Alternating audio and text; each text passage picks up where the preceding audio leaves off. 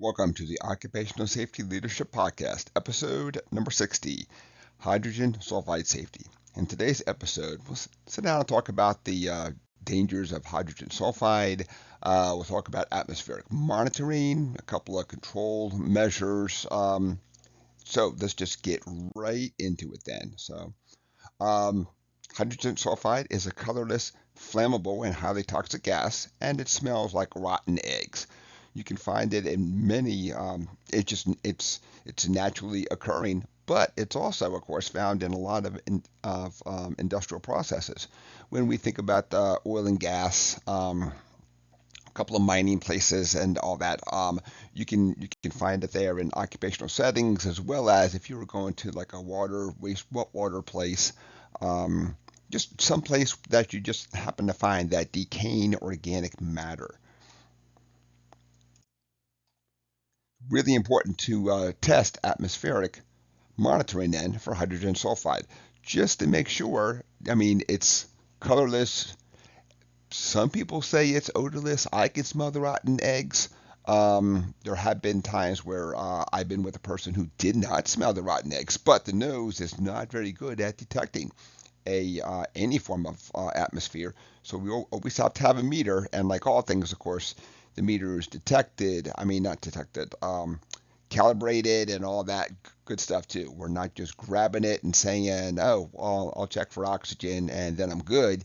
Got to check for all of the things: oxygen, flammable gases. There's a lot of meters that specifically have a H2S um, monitor in there too. So figure out exactly what you're going to use. Make sure that you're going with the right equipment.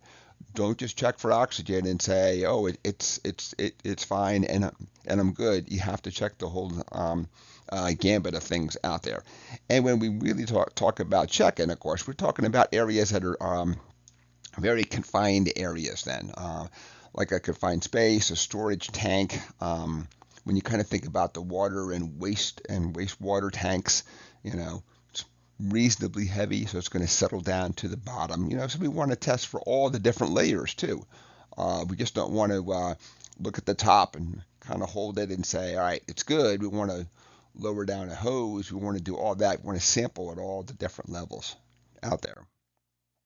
So let's talk about exposure limits then. So OSHA has a PEL, permissible exposure limit of 10 ppms over an 8-hour workday. So it also has a STEL, known as a short-term exposure limit of 15 ppms over a 15-minute time frame. And as we were saying in the previous slide, you have to sample for multiple areas. You just can't look at the top and say, "Oh, I'm good," or "I don't smell anything is good." Always have to have a meter to really detect it, to really make sure that things are safe.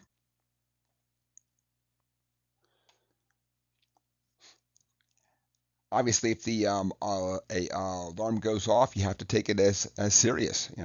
Evacuate the area, follow the emergency procedures, all that good stuff. Don't let it beep and say, "Well, the guy will be done in a couple of minutes." I've kind of done the fuzzy math in my head and looking at the ppms and all that.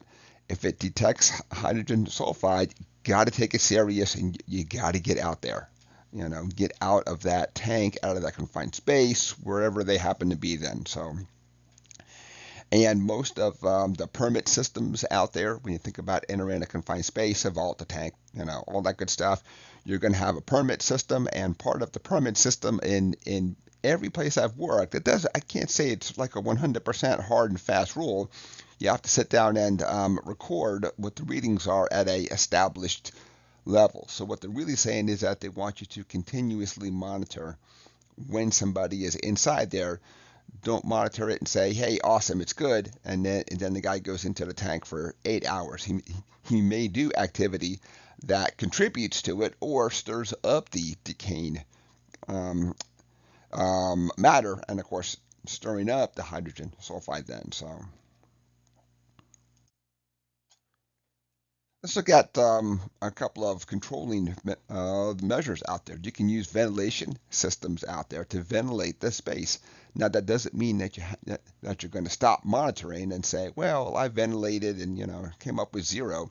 You always have to go back and continue to ventilate and make sure that you're good. Then you can also look at using some form of respiratory protection if you really had to. And then really talking about supplied air. You can use a regular full face respirator and those types of things. It's still really hard to exactly know when that cartridge is spent, those types of things.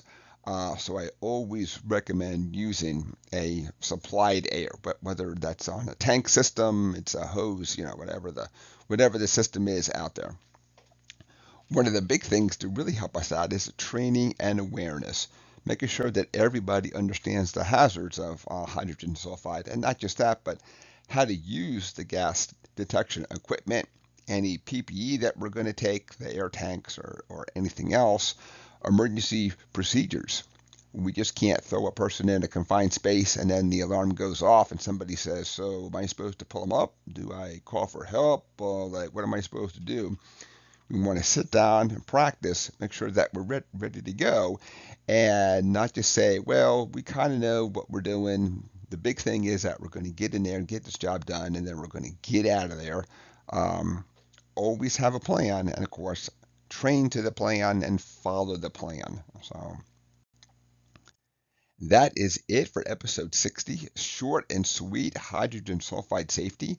You can find this in a lot of oil and gas plants and refineries, water and wastewater facilities. It's one of those toxic gases. It's flammable and has that rotten egg smell. So we want to make sure that we're sampling for the whole gamut of gases, not oxygen only, and saying, well, I don't smell anything. I can hop on in there. So episode 60, hydrogen sulfide safety, is complete. I want to thank everybody for joining me today. My name is Dr. David Ayers, and have a safe day.